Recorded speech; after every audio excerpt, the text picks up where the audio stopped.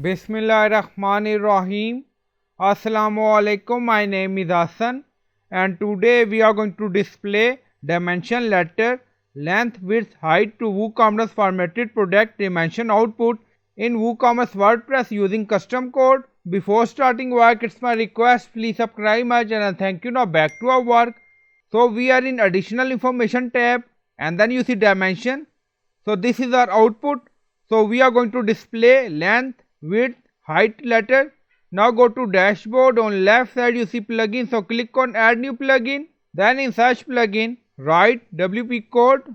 So this is plugin WP code. Insert header and footer we will use. So you will install this plugin and activate it, and after activation on left side you see code snippet and then you see add snippet. So click on it. Then you see add your custom code. So again click on it. Now create custom snippet section open. Scroll down, you can add title A, then you see code preview. On right side you see drop down, select PHP snippet. Now we are going to paste code and you will find this code in video description or in comment section. Now scroll down, you see insert method, auto insert, location, run everywhere. On top you see inactive, now active, and then click on save snippet. Now snippet created and saved. Go to product page. Now you see dimension. Now refresh the page.